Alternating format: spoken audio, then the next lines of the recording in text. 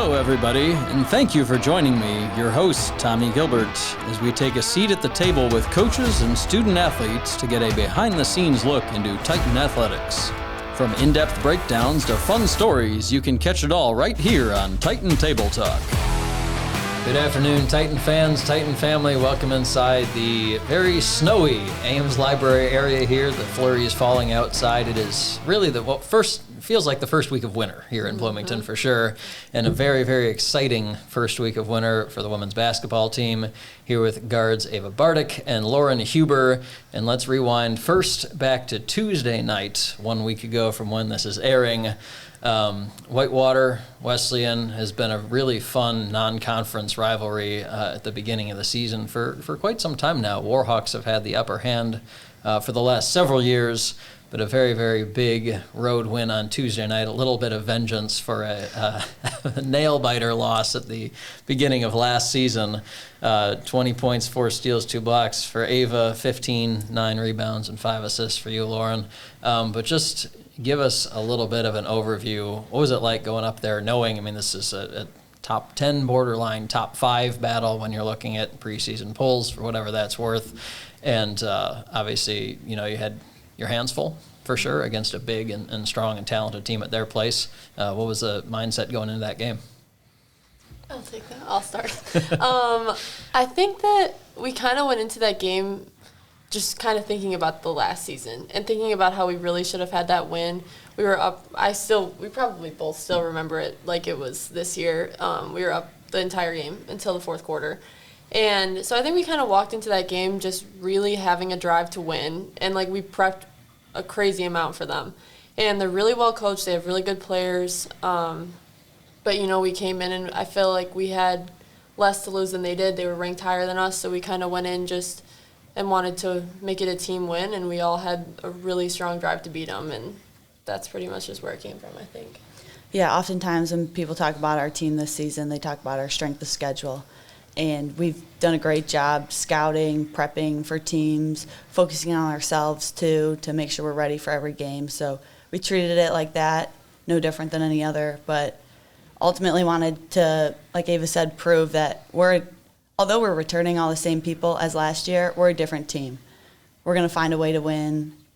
It's not always going to be the same people as our leading scorers, but it doesn't matter how, but we will find a way to win. And I think that's why that victory meant so much to us, is because that was kind of like evidence of that.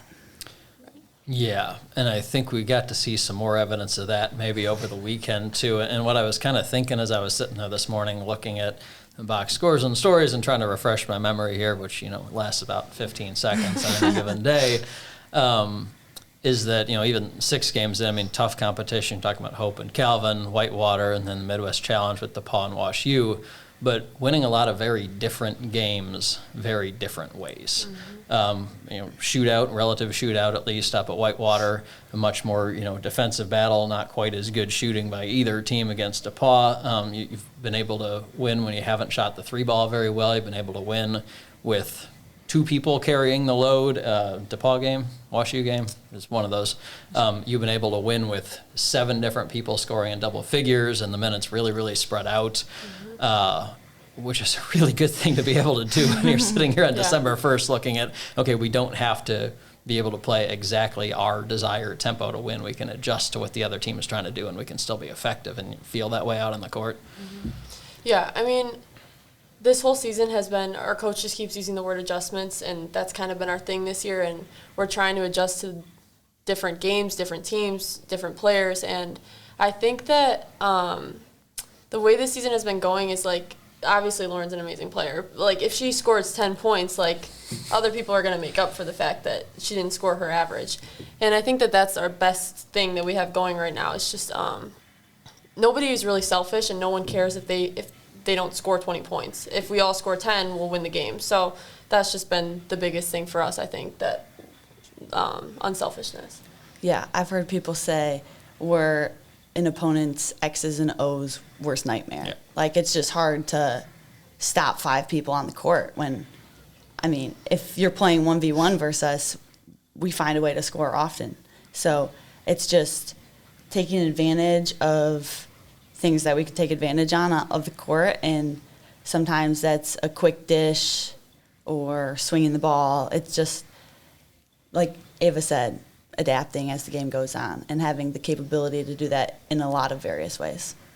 Yeah, and learning how to play from ahead against a really tough opponent, which is a lot of the Whitewater game, up 46-40 at half, and then both the DePauw and the WashU games this weekend, those were not perfect first halves necessarily, down 27-19 again. That was the polite way of putting it. You don't have to be so polite with that one.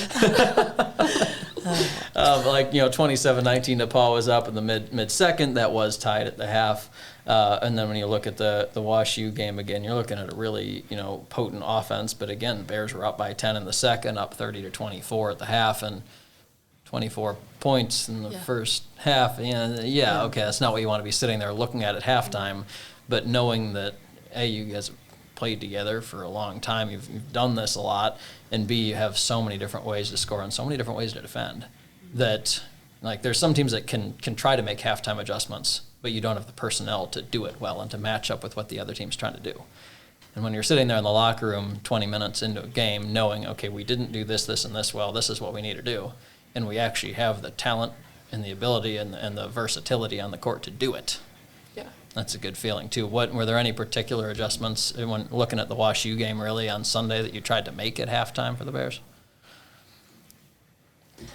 The WashU game really, DePauw, great rebounding team, and we got demolished on the rebounding war. Where, it's not often you lose a rebound war by 20 and come out with a win. So the WashU game, we were really focused on that. And that second half, we knew that that's what was going to be the difference maker. And every time WashU got an offensive board, I remember Coach saying at halftime, they converted it to points. And we had more O boards, but less points converted off of those second chance shots. So in my mind, that was one of the main focuses. Yeah, I think rebounding, and we adjusted our R&J, our press. That's our thing, obviously. That's all we... Really? Yeah, clearly. And so it was kind of just make that adjustment fly at the... Shockingly, this is the first time we've gotten sidetracked once, and we're 6.5 minutes into this. Really good. Anyway, carry on, Ava. Yeah.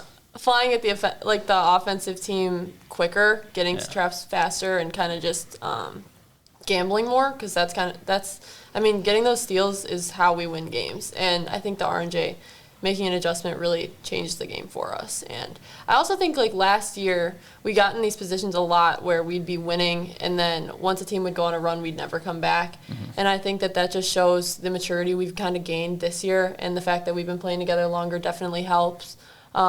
We've stopped kind of fading once other teams go on runs, and I think that is a huge change that we've made. Yeah, and with teams this quality, you're going to get that at the end of the game. It's very unusual that you don't. And that was, what I was sitting there thinking during the Whitewater game is, okay, they're going to come back, then we know that, but 16 for 16 free throws in the fourth quarter. You want to talk about a line that, it's staggering. For an NBA team, that would be staggering to look at that in the fourth quarter, and that's how you put away a good team. You're not going to be 16 for 16 all the time. Mm-hmm. It doesn't happen. But to be able to know, because that was a bugaboo at times last year when you talk about trying to put games away. It definitely was. But just, you start watching everybody else's shots go in, and you just feel it's more confidence stepping to the line, 100%. And then, going off the other thing you were just talking about there, that WashU game, okay, shoot 37% from the field, 13 for 21 from the free throw line. You're not necessarily watching everything fall, but what can you do on defense to make something happen? 23 forced turnovers is a big number against a really good team. And especially, look, that streak right at the beginning of the fourth quarter was, 3 forced turnovers in the first minute. That basically, put Titans up by 10. That's a big difference maker right there when you know that you can go out there and score on defense. It's like watching the 04 Bears, where you're going to average 12 points a game, but you can make something happen on defense even if the shots aren't falling, which often they have been this year. But even if it's not a great shooting day all around, when you can go out there and do something like that against a team that's really talented and really well coached, the number of ways that run and jump can wreak havoc even against teams that know how to prepare for it and have seen it before. It's kind of cool. Yeah.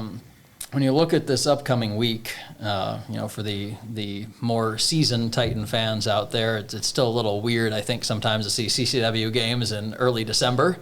But here we are already. A couple of conference games here before before we get into a few more non-conference games over winter break.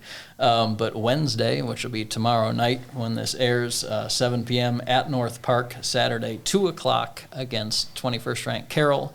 As you look towards this week, have you guys started doing any film work, any prep yet for those two teams, or has it really just been come off the weekend and start looking at that today and tomorrow? We actually haven't. We haven't started prepping, but because we've kind of been focusing on staying in the moment and staying on that one game. We have been trying not to look ahead to anybody, but I'm sure we'll start prepping pretty soon here, if not today or tomorrow. So, I mean, we got back at 10 o'clock last night. So yeah, I asked you that question, and all of a sudden I'm like, wait, it's Monday. It's Monday at noon. We are slacking. When we're filming this. Unfortunately, I'm not at practice. So that's, yeah. You guys were not up at 6 a.m. watching. What are we doing? Get back Come in on. the gym. You should have slept at Shirk. Yeah, should have. Pretty sure Brian Ayersman is all over that in his office. I'm willing to bet. Definitely. But yeah, that'll be a fun one. And then finally, the conference home opener, December 14th, next Saturday against Elmhurst, and then Chicago coming down, and former Titan guard Michelle Bielik in her head coaching debut at Shirk will be fun. As you look forward to that, I know it's been a lot on the road here in the early going, but a lot of fun road trips, and looking very much forward to getting to see you guys play at home and getting to actually be there, since we had a meet at your first game and I was, a little preoccupied during those couple hours. So, yeah. Yeah. But we're really looking forward to conference play, and like I said, our strength of schedule, I feel as so has prepared us well. And when people talk about our team, a lot of times they're saying we have so much talent on the team, and because of that amount of talent that we have, the ceiling is higher. And so we haven't hit that ceiling, so every day we go in the gym ready to work hard and put effort in to get a step higher. And I think that's our main motivator, and we'll continue preparing for every team like we have already, film, scouting, etc. But that's our driving force. Yeah, and during practice, our coaches have kind of always started talking about saying get better a little bit every day. Like, our team is good. We're not going to make a giant stride in practice every day, but if we can take little baby steps and get better at things that we're not doing perfect, we'll eventually become even better. So those little baby steps have been important. Yeah, I mean, when you're talking about closing games against top 10 teams, when you're talking about games that are going to be 1, 2, 3 points down to the wire, one little thing in the second quarter can be the difference maker, and it's that, attention to detail for 40 minutes.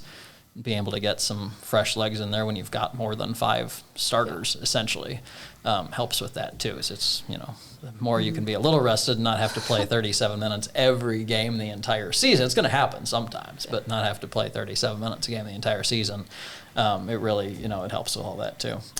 So we will be back in a few minutes. We'll talk swimming, we'll talk men's basketball, but good luck to both of you. Once again, CCW play starts this week. 2 road games. If you're up in the Chicago area or southern Wisconsin, stop by, check it out. 7 p.m. at North Park, 2 p.m. on Saturday at Carroll. Good luck, ladies. Congrats on an awesome week of basketball. We'll see you soon. Thank you so much.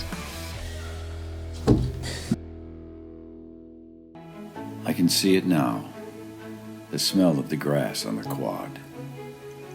That sense of excitement in the air each fall.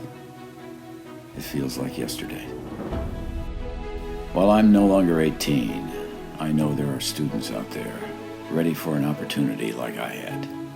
For the space to discover passions, bond over dreams, and make lifelong friends. Breakthrough at Illinois Wesleyan University.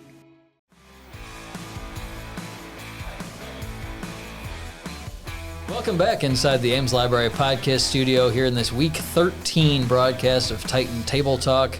Very exciting week just finishing up for women's basketball, and an exciting weekend coming up for men's and women's swimming and diving. And here to tell us a little about it is junior Kayleigh Kuschewski. Kayleigh, how are we doing today? Great, Tommy. How are you? I'm wonderful. I barely did not freeze on the way over here. Oh, same. Yeah. I'm I'm not loving it, but we're 1 month away from being in Florida, and we're going to talk about that in a little bit. But first of all, it's been, I know, a really fun opening to the season, now 9+ weeks deep for the swim team, and mid-season invitational coming up this weekend up at Carthage. Had a lot of, 3-4 hour long one-day meets so far, mix of duals and invitationals. This one is a little bit different. Tell us a little about kind of this weekend coming up and how it works. So this weekend, it's a Thursday to Saturday meet. For, I think, all of our athletes will be competing all 3 days, which I think to most people is like, three days? Did you say that right? But a lot more goes into the 3-day long process that is Carthage and eventually what will mirror it as conference than most people think. There's a lot of behind the scenes that not a lot of people see. I mean, as a swimmer, I think you go through meets growing up and it's, okay, let's get ready for day one. Okay, maybe it's regionals, you go day two. But it's never the same as something you see in college, especially D3. I think right now it's a tough time and you have to work really, really hard. And it's the dead of winter, as the outside is currently saying. But you work hard, the work shows through, and Carthage is going to be super fun. We got some great teams going.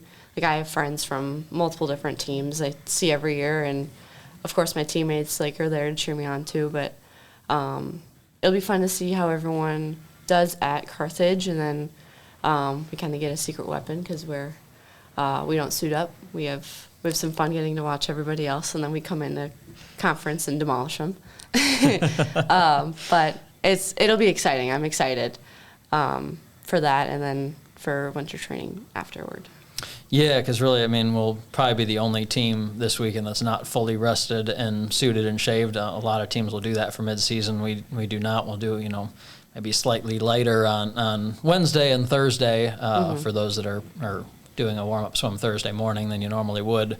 But mostly swimming this meet unrested. And a little bit of it is kind of, practice and a rehearsal for conference in terms of, okay, how do we approach prelims and finals? Because I think if you're sitting there at home going, okay, well, swim, a couple minutes in the morning, race or two, swim a few minutes in the afternoon, that's an entire day. And when you look at, softball game, basketball game, whatever, that's 2 hours, you've got a couple hours of shoot around and warm up before that, and it's much more contained in those 4 hours.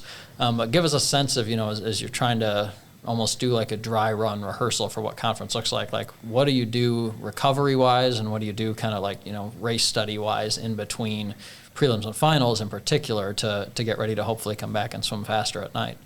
So I'm trying to think back on what actually did happen last year, because it's only twice this season kind of thing. It's hard to remember sometimes. It's all a blur. But come back to the hotel, for me, I want to be hopefully earlier in that line to get in and see my filming and talk to you and talk to Coach Fish about that race that I just had at races. For me, that would be probably the 2 IM, 200 IM, or the 200 breast or the 200 back, depending. But to get in and see what I'm doing right and what I'm doing wrong, for me, is very important, because I think I respond pretty well. Hopefully, Tommy agrees. I think I respond pretty well to direct feedback. I'm the type of person I just want to be told, hey, this looks like we could do it better. We're gonna look at this now. Think about this as you're recovering for finals, and then we'll get in the pool and warm up and try and work on that. Maybe tweak it a little bit, but we don't want to change too much, and get in and race. So after that's done, then I hopefully go back and sleep if I can. That's a maybe, sadly. But get back to the hotel room, sleep. And of course we're fueling this whole time, food, getting some good hydration, and then back to the pool. And it's really, I don't think a lot of people think about what goes into the whole day. It isn't just swimming like you said, swimming in the morning, swimming at night. It's really a whole day process. The entire day you're thinking of race strategy, of how, I mean, for me, like how am I going to sit in prelims so I can have a good spot in finals. Maybe, like, if I'm getting super picky, like, maybe what walkout song is is that first seed going to pick? I don't know. For me, it's thinking about it, but not thinking about it too much. Yeah. Because I can get super, super analytic, and you just gotta, I think it's a different process for every swimmer, too. That's the thing. It's like, with Tommy and Coach, like, you're going to tell us, like, this is what we're going to suggest that you do, but you make it your own plan. Yeah, I mean, when even from the coaching perspective, it's like, okay, some people we need a lot of direction. We want a lot of direction. This is exactly how you want to approach something. You want to really talk it through. Some people, it's like, don't think, just go. We're not going to talk about this at all because it's not going to benefit you. It's just, it's part of, especially as a freshman going to this meet, going to conference, it's trying to figure out what works for you. And that's part of, like, treating this as that dry run is like, okay, you might try this or that or the other thing in terms of approaching a race or making an adjustment or recovery stuff or when do I eat, when do I not eat, that this doesn't work. I have this vivid memory of when I was like 12 years old. I was swimming the 400 AM on a Friday night, and somebody gave me a power bar like half an hour before my race. I'm like, it was a vanilla crisp. It was really good. Oh, yeah. I was like, this is going to be awesome. Like, I'm going to swim so fast. And I ate that power bar like 20 minutes before my race. This is the only time in my life when I was swimming the fly in that 400 AM that I've ever felt something physically bouncing up and down in my stomach. God. Wasn't great. Didn't do that again. No. But just when you look at even as a freshman and sophomore in college, you don't always have loads of experience with prelim final meets, and sometimes when you do, it's as a 14 or 15-year-old, and your body doesn't need the recovery when you're 14 that it does when you're 20 or 21. It doesn't. So it's a new adjustment period, really. Yeah, I think, like, comparing, like, I haven't gone for the third time yet, but comparing, like, my experience freshman year and sophomore year, very different experiences, I think, very different mindsets. I went in freshman year, and I'm like, oh, this is a big meet, like, big teams, like, I got kind of nervous. Like, I think I also swam the 4 AM my freshman year, so I swam a longer event. I think you might have, yeah. Yeah. Well, because that was a different format, yeah. But, yes, but it was a very, like, this thing is huge. Like, I don't know what I'm gonna do. Like, very, like, the path is not written. I don't know where the path is going. I think the path's going to go off the side of a mountain sometime. Like, the whole, like, I don't know where this is going. But, like, it was still positive. Like, I think going to that meet really does help with mental stamina and preparing for conference very well. Like, I'm really glad we do go to that meet and we don't suit up and we, like, prepare the way we do because it's great practice. Yeah. And I know we actually had a meet that was kind of different this year too, the Augie meet, with the walkout songs and with the curtain and with the poses, and that was super fun too because it was also like it's bits and pieces throughout the season that prepare you for conference, and you don't really see it until the whole thing comes together. Yeah, and one of those big ones, of course, is the Florida training trip coming up, like for winter break. Basically, take those first 2 weeks, go home, swim with your club team, whatever, enjoy some time with family and friends, and then back here right after Christmas and heading down to Florida, which pool and hotel and most importantly, ice cream stand still intact after the hurricane, so in good shape there. But, aside from, practices and whatnot, other fun memories from that Florida trip throughout the years, favorite team bonding activities, anything that stands out to you as a favorite? Every year I do love going to Bob's, and by every year I mean every year, every day. I knew that was where that sentence was going, yes. Bob's, just going there, and, like, it's right across the street from our hotel, going there and getting to see everyone after practice like we're all, it's a good team camaraderie thing. Like I really like it because everyone's like, not that everyone isn't very happy at practice, because I think we're in Florida. Like I love being in Florida because it's like, no matter what you're doing, even if the set's tough, A, you're next to your teammates. B, you got some good sets in there. And C, you're staring at a sun, like hopefully not staring at the sun, but staring at a sunrise or a sunset. Like it can't get much better than that. And then after that, let's say it's an evening practice, going to Bob's, getting to talk to everyone, maybe about the set, maybe about like what kind of ice cream flavor they're getting. Like that's the real topic of conversation. Like silly little, the ice cream flavors, like I love that stuff.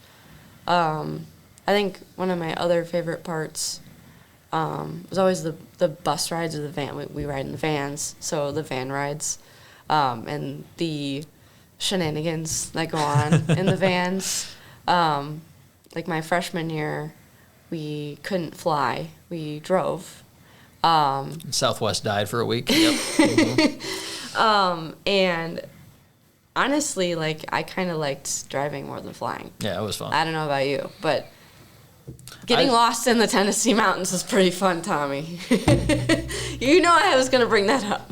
I didn't even think about it till now. But yeah, there were wrong turns taken. By whom? We can't say. I have no idea. Not a clue. Mike won't pick up the whispering, or Tyler can just edit it out. Don't worry, it's all good. But yeah, you get some good stories and some fun stuff out of that for sure. Yeah. So the final question, so I mean, obviously, talking about the ice cream down in Florida, which by the way, having done that trip for 4 years as a swimmer and 10 as a coach, there's things that only taste good because, like Sonny's barbecue, that was, we used to go there once a year. It was terrible. God, the minute I wasn't swimming. Bob's is still really good, even if you haven't come out of practice. So it's good ice cream. Hunger is the best ice, Tommy. We're filming this right before lunch, so there's one track focus here, I think. But there's your question: is now 2.5 years in Bloomington. Favorite couple of restaurants, favorite couple of spots or things like that you found, or things to eat? Okay, that's a good one because we do have a lot of those. There's a few. One of my favorites, and this is partially because we don't have this at home, is Avanti's. Yeah. We do, as a team, we do it's an Avanti's. This is before season. We do like the Avanti's triathlon. So we, as a team, we walk or run, depending on your ability. Or if it's 96 degrees. Yes, or if you don't want to melt. Yeah. Walk or run to Avanti's after swimming, like a short little fun practice, and then we eat pasta or lasagna or both all together. And we bring it back on campus, and it's like we all sit in a circle, and it makes you realize, like, wow. Like, I know my freshman year, I was like, oh, I'm on a team. Like, like I was on a team in high school, but this is different. But that was one of my favorite things every year that we do. I'm trying to think of other spots. DPDO in Uptown is also one of my favorites. It's also like pizza pasta, but it's pizza. It's calzones. There's nothing like it. It passes for pizza. I was going to say, I haven't had it in a while, but oh my God, it would hit the spot when you needed it. Well, studying for like 6 hours straight in the library, you drive there and it's like, it's sitting in front of you and you're like, I don't know what to do, but I gotta eat it. It looks so good. That needs to be the DPDO tagline. I don't know what to do, but I gotta eat it. But yeah, they have a bunch of different flavors. It's one of my favorites, even though I am partially lactose intolerant. No, that works. I just choose to ignore it. Yeah. Those are, I think, two of my favorite, like, dinner, lunchy places. I know there's Theo's in Uptown too, and I've only been there once, but I've heard it's really good. Yeah, it is. There's a quality difference, shall we say, between DPDO and Theo's a tad. But yeah, I was just thinking I need to get back there for some of the Thanksgiving, Christmas flavors this fall. But well, and Insomnia too. You're right. Insomnia is really good. I know Right. there's a whole thing on the team, not a war, but like a debate. It's like which one's better, Crumble or Insomnia? And I'm Insomnia all the way. I love Insomnia so much. I would not argue with you there. I would also say that my Insomnia versus Crumble answer is and will always be Ivy Lane Bakery. Oh, I forgot about Ivy Lane. That is where I'd go. Yeah. That's a good one, too. But there you go. I might need to get myself a sugar cookie after this now that my mind's on it. But I wish I had time. Man. You would if we'd cut this interview 3 minutes shorter to go to get cookies. I mean, that's probably what we should have done. No. But good luck this weekend. Thanks for joining us. Thank you so much, Tommy. Yeah, we'll be back in a few minutes to talk men's basketball and then wrestling. But thank you so much, and it's been great. Yeah. See you later.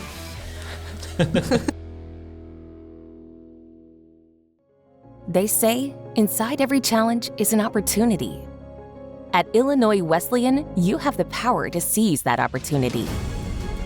Discover the tools, the mentors, and the experiences to take on any challenge and shape not just who you are, but who you will become. The best college in Illinois for jobs is right here. Tap or click now to start your free application and break through at Illinois Wesleyan University.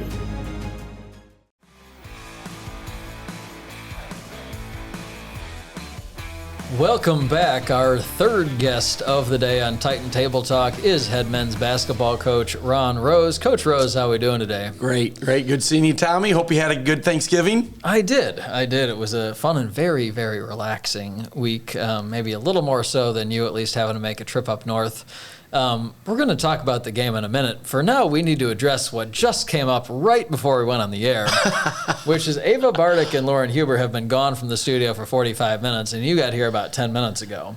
And somehow in that half hour, she managed to make her way to the athletic office, make fun of you for not knowing how to pronounce candy names, because we were talking about the Whoopers situation from a few weeks ago, and then show up here.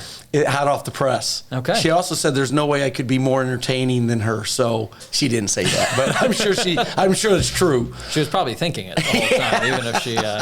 If she's seen my episodes with you, Tommy, I'm sure that's what she believes. I don't know. I think you set the bar pretty high in general for entertainment. I do want to make it clear. I have no rabbits to pull out of the hat, no candy, nothing to make fun of you, nothing to make you pronounce. Well, I anything usually that give today, plenty of material, Tommy. No. That's just how I live my life. Yeah, there'll be an entire Tommy Awards video someday at the end of the school year with Ron Rose bloopers. From Dumb things Table Coach Talk. Rose did, no doubt. Thing is, we don't edit. There's nothing edited out. So whatever happens. That's what you love about Titan Talk. You can only see it here, and you never know what's going to happen. And see, Tyler, if we merchandise this, we need that's maybe our slogan, right there. You never know what's going to happen. I'd buy your merch, no doubt. Thank you. I appreciate that. Going back here way back, like almost a month, we're going to talk Sigma for like 2 minutes because we had a couple of the guys in here after the tournament, obviously 2 big season opening wins against Cal Lu and Platteville, but a lot of, pageantry and fun surrounding that, a lot of alumni back. As head coach, as the guy who watched Andy Etheridge put most of that together.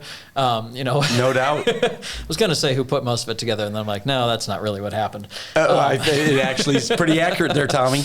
But your thoughts on that weekend, how it went, getting to see everybody in general? We knew it was going to be an exciting weekend. You have Jack Sikma, Bob Spear back.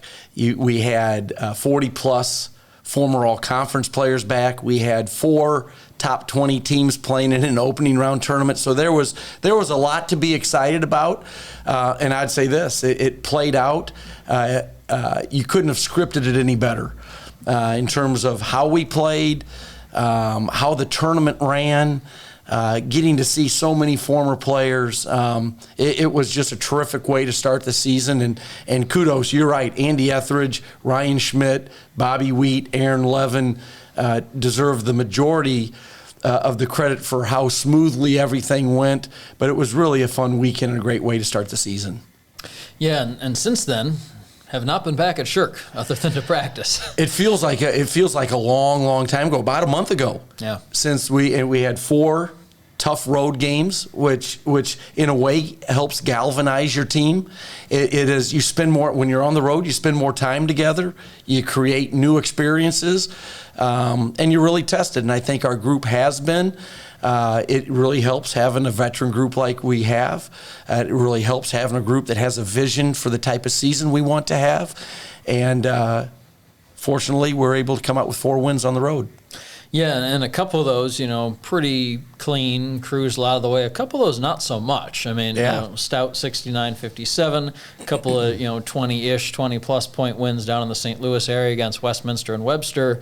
A tough-fought 80-74 victory up at the Ratner Center against the Maroons just a couple days ago, which you spotted a pretty good team at home, 14 points to start. Dig yourself a little I wouldn't bit of a hole suggest right at the doing that, beginning. Tommy. That was not part of the game plan. Oh, okay. But what I really like is each of those games played out differently. And really, that's what you want to try to do in your non-conferences, present different styles of play. And certainly, you'd always like to play really well and put teams away. That's just not realistic. I mean, it's college basketball. We're playing good programs, good teams. And so to be challenged, whether we were up and the other team came back or we were down 14 and had to claw our way back, it really were character wins oftentimes. And I loved how we reacted to different situations. The group never faltered, whether we were up, down, whether we were on a run, whether they were on a run. You want to be able to play the same way and have the same approach. And I loved what I saw. And again, having a veteran team makes all the difference in the world. This group's been through it, and but you like to experience it with this particular team. And so really happy with the outcomes, happy that we got to experience that. Need to play better moving forward. There are aspects of the game in each of those games that you address, and that's kind of the season. As a coach, you're together 3-4 months. It's kind of putting out fires of different aspects of the game, and so you get to talk about that with your team, and you get to show film with that as your team, and that's how you get better over the course of a season. Yeah, and we talked a really similar angle with Ava and Lauren about winning a lot of different types of games early on against good opponents. Man, are they fun to watch, Tommy? Yeah, and the women's are. team are so good and so unselfish and fun to watch. I love watching that team play. Yeah, and that's, I think a lot of people have gotten to see a lot of their games the last couple of years. I think back to that, the Milliken, middle of January Wednesday night game where we probably had 1,300 people in here last winter. But they're a blast. And our doubleheaders are going to be incredible. Saturday nights having the women play, and then our team's easy to cheer for too. I mean, we've got a lot of just terrific kids that play really hard and play unselfishly. It's going to be a fun winter at the Shirk Center and throughout the season. Oh, it is for sure. It'd be nice to finally get that started at some point eventually with those home doubleheaders. We're going to have to wait until second semester, I believe, for our first Saturday home doubleheader. Yeah. But you guys actually do get to open conference play at home on Wednesday night against Carthage before heading up on the road for a doubleheader, 2 for the women, 4:15 for the men up at Carroll. Have you started to look at any tape on Carthage so far? Yeah, you always have your eye on all the conference schools, tracking how they're doing. The game in front of you is what you always focus on, but as a coaching staff, we're trying to stay a game or two ahead. So I have had a chance to watch quite a bit of Carthage, and they're really good. They have a lot of really skilled guards. A lot of skilled, well, I shouldn't just say guards, skilled players that are very versatile, can put it on the floor, can shoot the three. They're going to present a lot of challenges on the defensive end in terms of stretching you out. It's not like you can just, certainly Hakeem's our guy defensively. Everybody on the floor that they put there can score. So we have to have a great team defensive effort on Wednesday night. Yeah, certainly, and that, depth of this roster in particular being such a nice thing to have, because if you can be a little more aggressive on defense. If someone does get in foul trouble early, you can go 9-10 deep off the bench and feel really good about what you're running out there. But you look at, you talk about winning different types of games in a little bit, and you're going to see that in the CCW. You're going to have some games that are 95-92, you're going to see some games that are much more defensive grinds, especially, and it's this, a team that hangs its hat on defense a lot of the times, because shooting doesn't always travel necessarily night to night, and the defense does. And you saw that last year. Those games where you're shooting 34% from the field and watching nothing go down, but you're still in the game. Yeah. Because of that whole team defensive effort. Yeah. Well, you're facing that on Wednesday the two highest scoring teams in the conference up to this point. I think Carthage is averaging 82 a game, and we're averaging 80. You think it's going to be a track meet, and I think both teams want to get out and transition offensively. But usually when you get into conference play, it's played differently than the non-conference. We each know each other a lot better. You can't expect to just outscore people. And so that's been a strength of our group here for the last few years. Wesleyan has traditionally been known as an offensive-minded program. Dating back to Coach Bridges and my first probably decade, we're more offensively minded. Lately, we've really focused on the defense because that has been a strength of ours.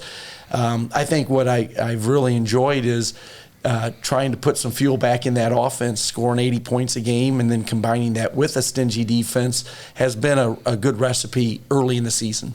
Yeah, and when you've got the depth both at the guard positions, but up front too, to a degree, where you've got a lot of different ways to score. I mean, you're probably with the size of the roster on the whole, not going to get beaten in points in the paint category too often. Chicago actually did 30-28. Yeah. But when you've got better post defenders inside that those Harry and that group has to go up against, okay, you've got guys who can kick it out, who can shoot the three, but it's not just one or two.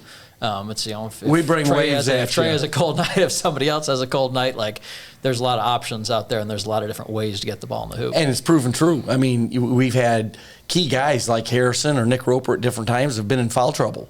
And most teams can't afford to do that. We've had guys step up in key situations and play really well.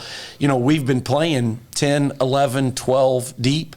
A guy that has made a difference and helped us win two of these road games is David Williams. Yep. David Williams came in at Stout and came in at Chicago and gave us a great boost. And so, and then the inside depth, Marco Anderson, I believe, is our second leading scorer coming off the bench.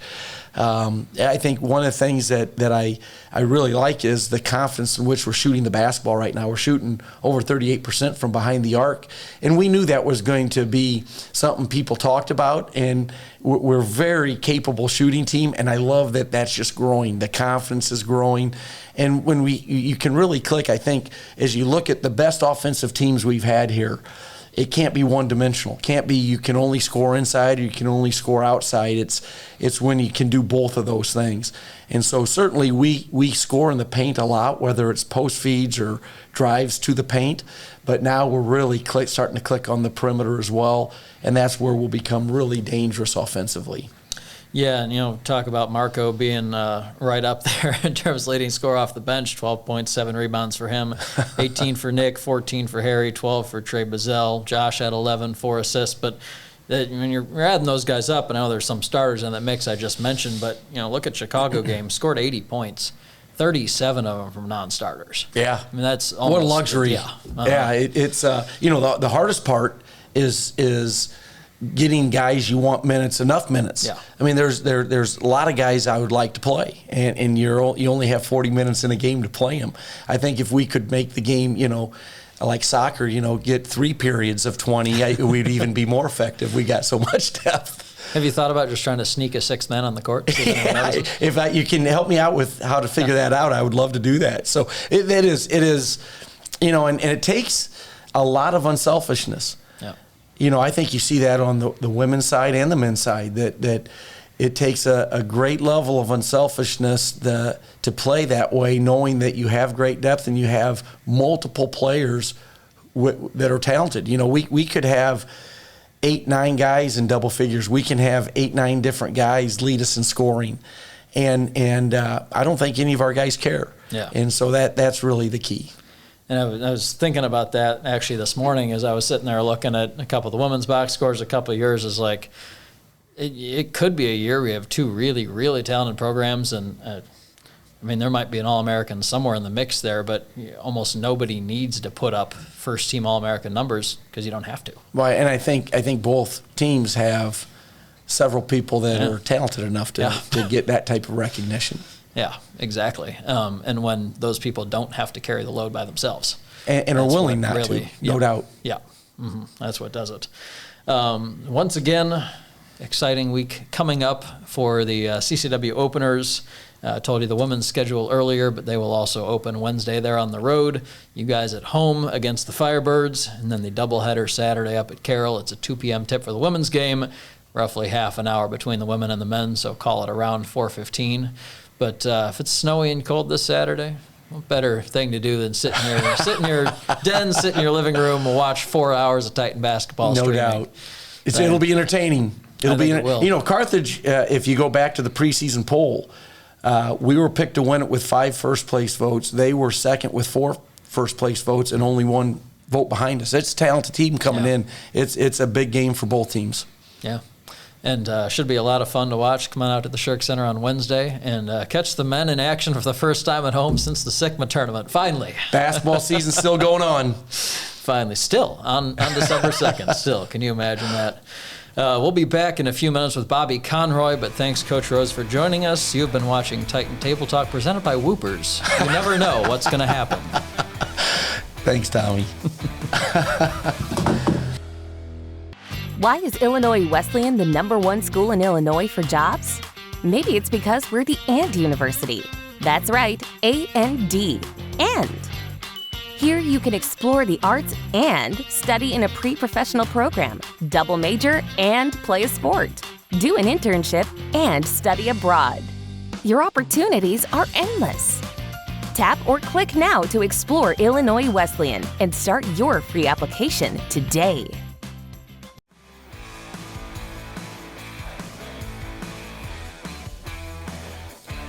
And welcome back. Our final guest of the day is men's wrestling senior Bobby Conroy. Bobby, how are we doing today? Pretty good. How are you? I am great. Excited to have you on as our first wrestling athlete guest, I believe. We've had Brett and Adam on to talk a little bit about seasons. I had Brett on just as practices were getting underway earlier this fall. But now 3 meets in, November 9th, the Milliken Open, then, of course, the dual first ever appearance of wrestling in competition at the Shirk Center, and then headed up to Eau Claire last weekend. So going back to the Milliken Open first, if we can think back that far, almost a month ago now.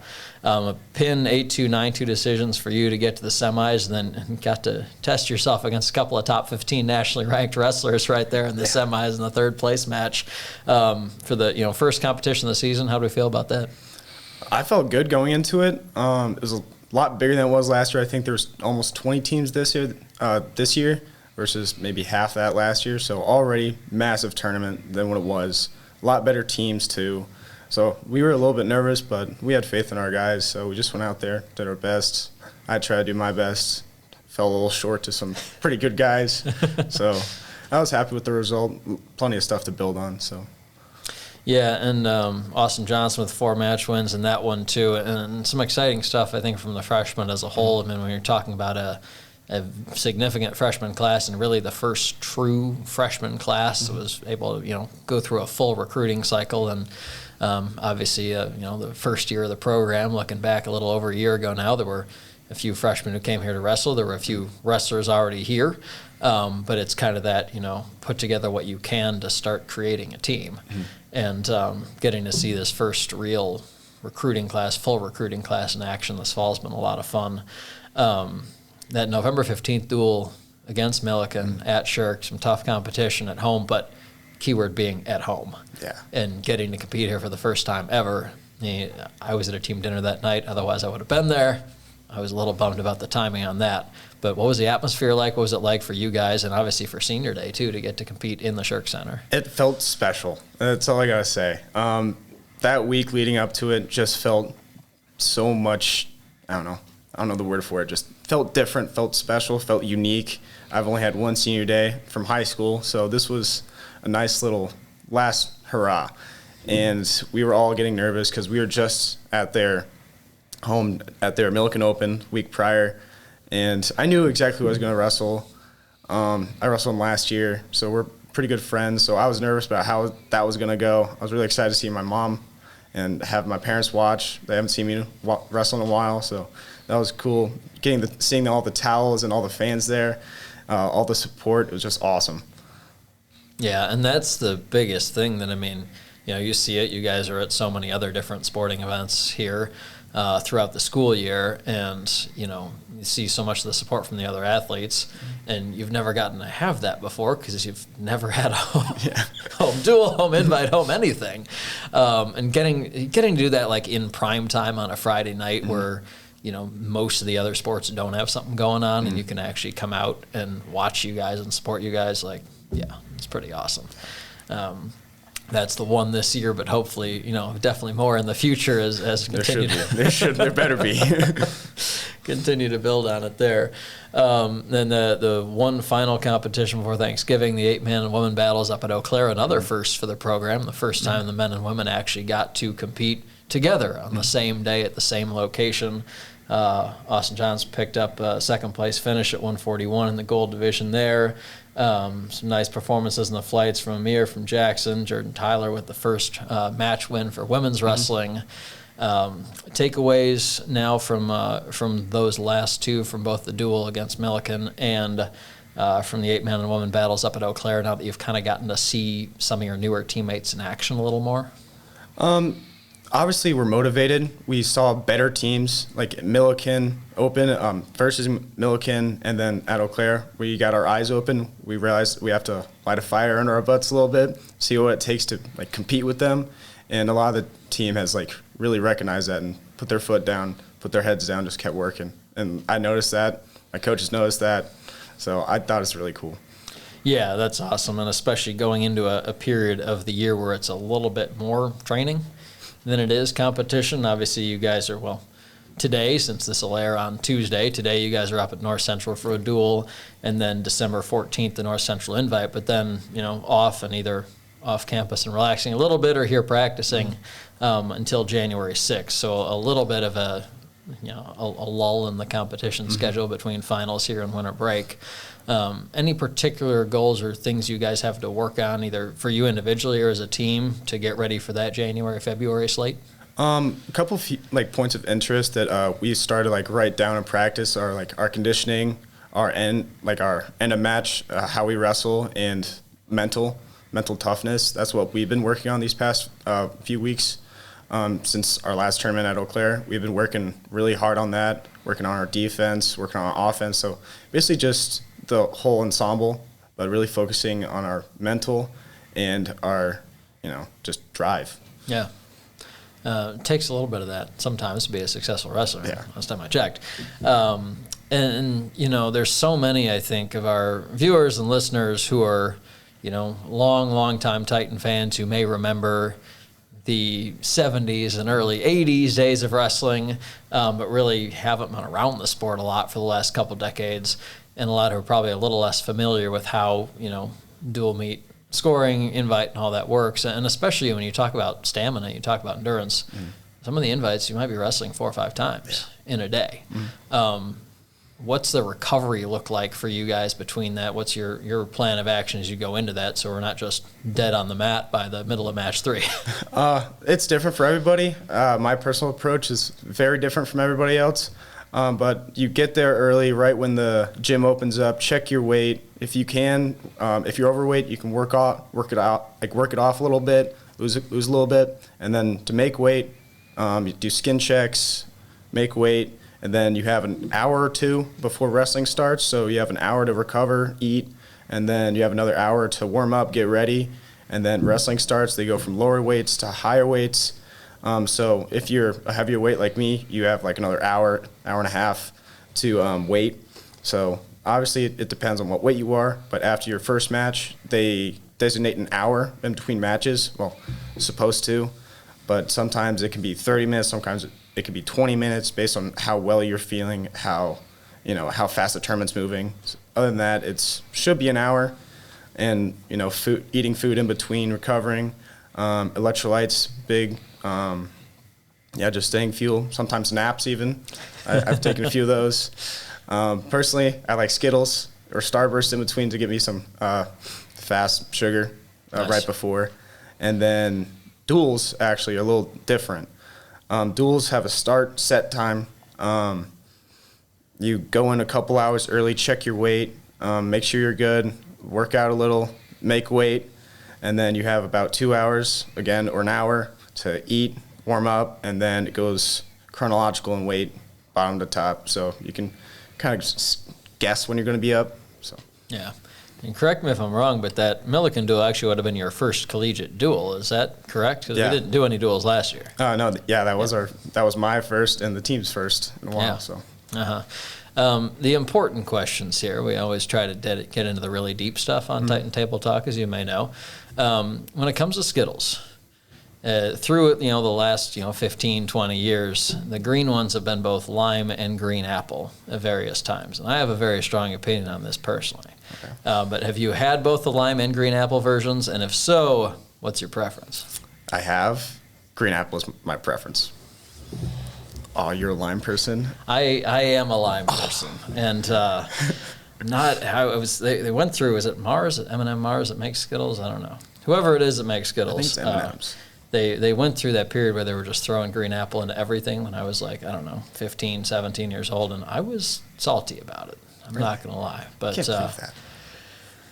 I will get past it. We can carry on with the interview. It'll be okay. I think.